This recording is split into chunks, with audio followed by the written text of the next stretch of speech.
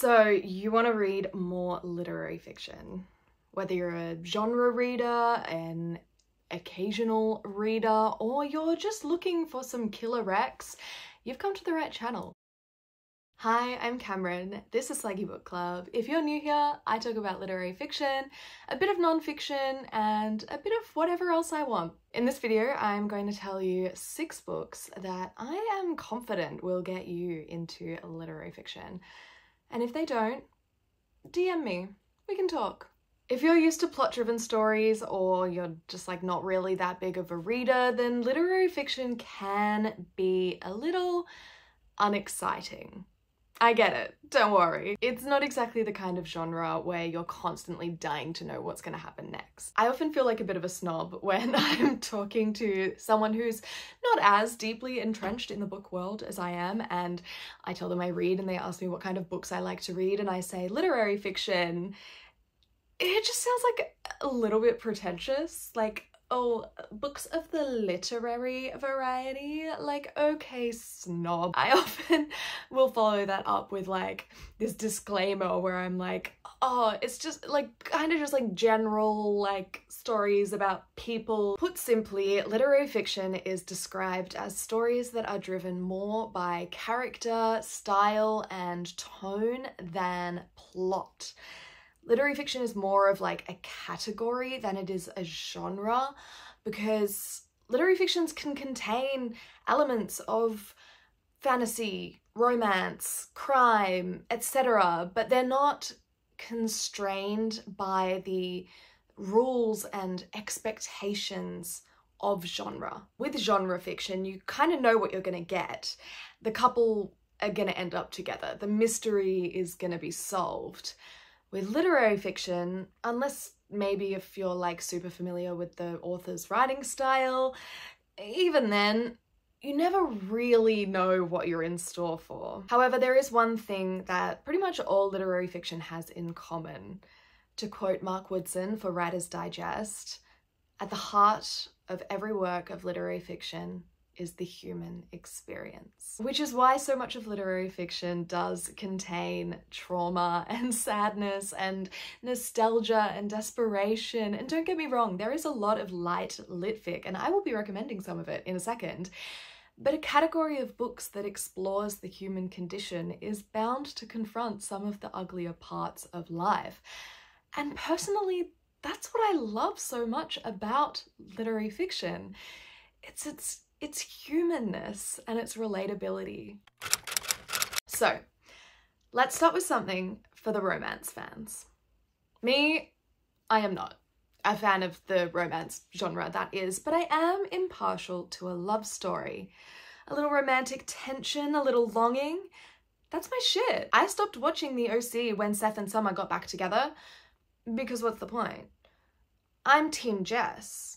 If you ask me what my favorite movie is, I will rattle off a list of the best early 2000s rom-coms. So I have selected 2 literary fiction books that I think will please any romance genre reader.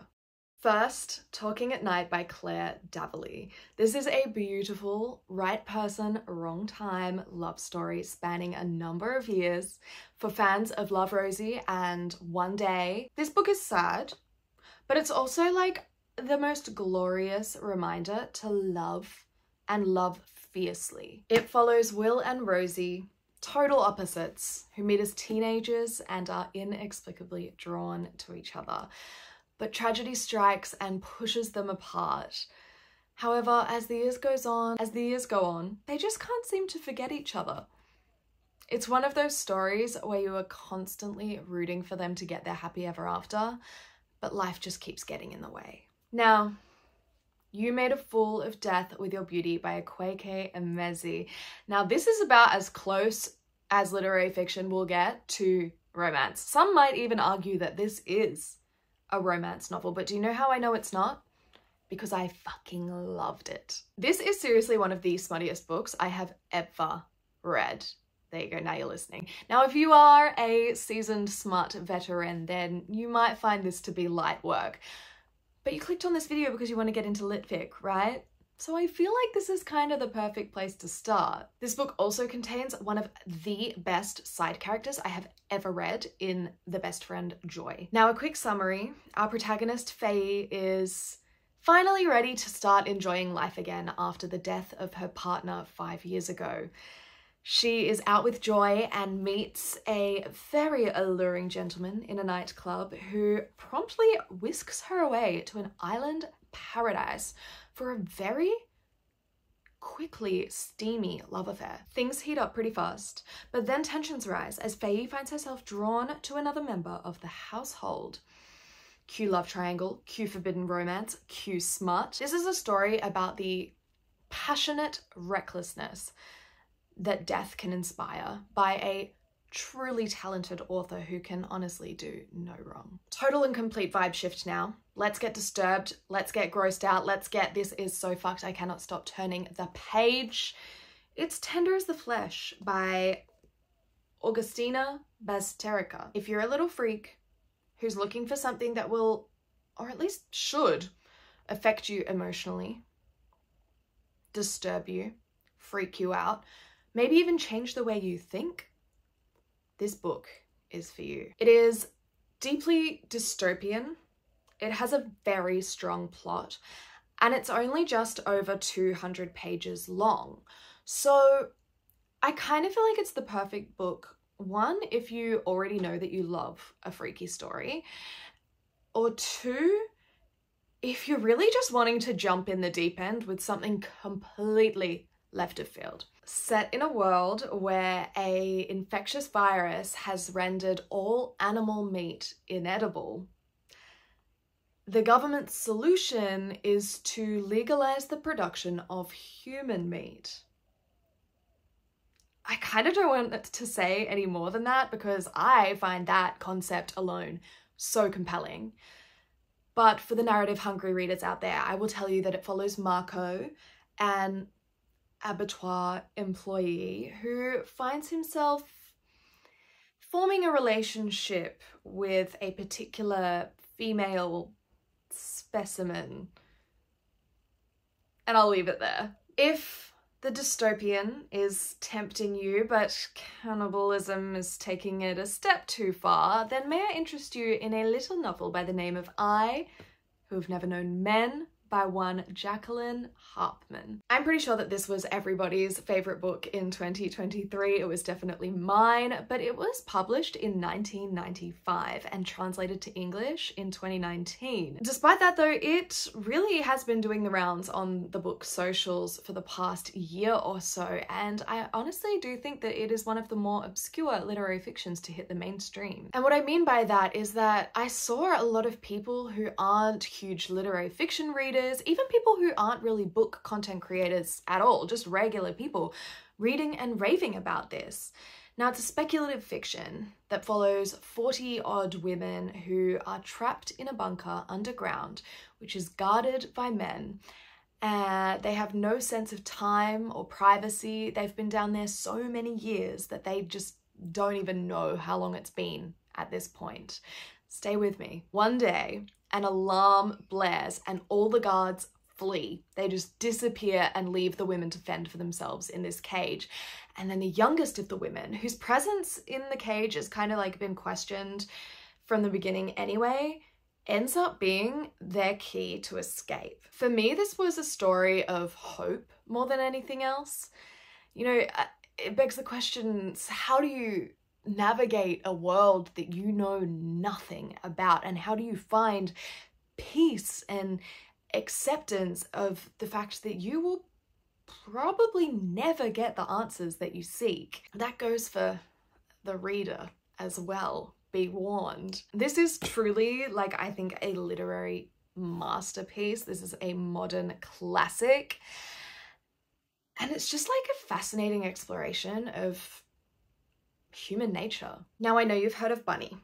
Bunny is a great book. Mona Awad is one of my favorite authors, and it is for that reason that I feel compelled to tell you that All's Well is actually her best book. This is objective fact, not just my opinion. But be warned, this is literary fiction in all of its plotless, character-driven glory. The protagonist, an extremely unreliable narrator who is suffering from an abundance of mysterious ailments, is a theatre teacher who is directing a production of Shakespeare's All's Well That Ends Well.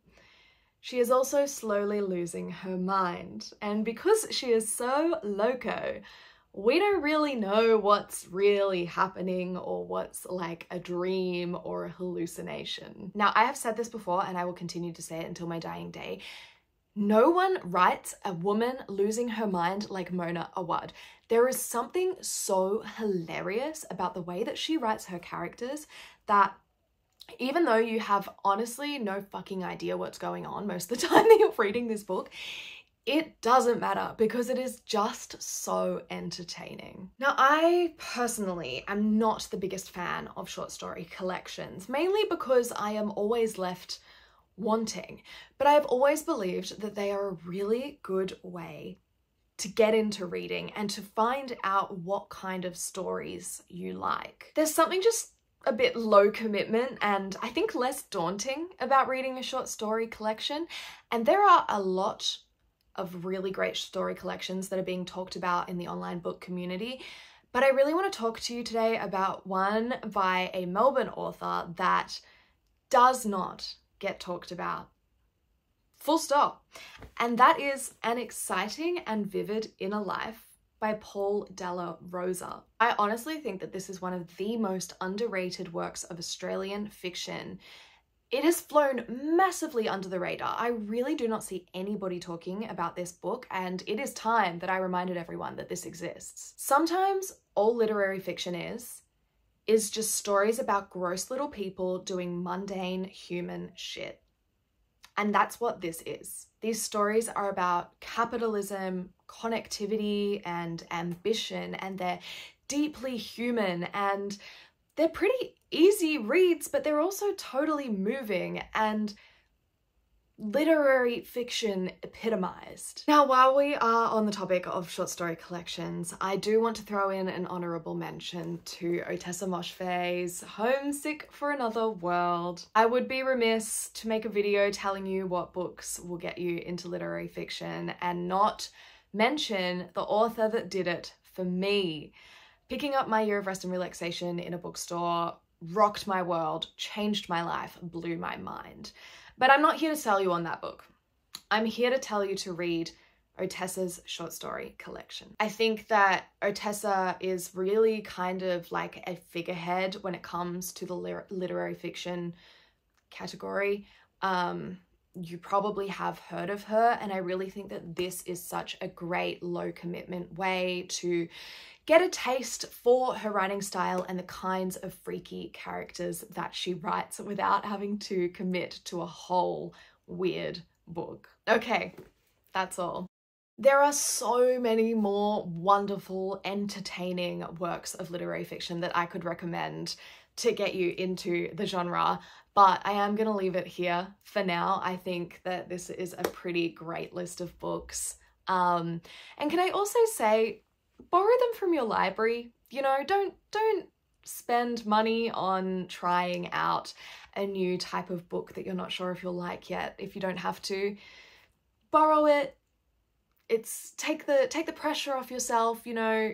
If you don't like it, you can just stop reading it and put it down and not be like, fuck, I spent $25 on this and now I have to read it. Do you know what I mean? Kudos for trying something new. I hope that you love one or all of these books if you get a chance to read any of them. If you do, please send me a message or comment, like tell me your thoughts. I want to hear what you think of these books. I want to know if you read one because I said so. And if they're not for you, they're not for you. Like, who cares? Thank you so much for watching. I will see you in my next video. Love you, bye.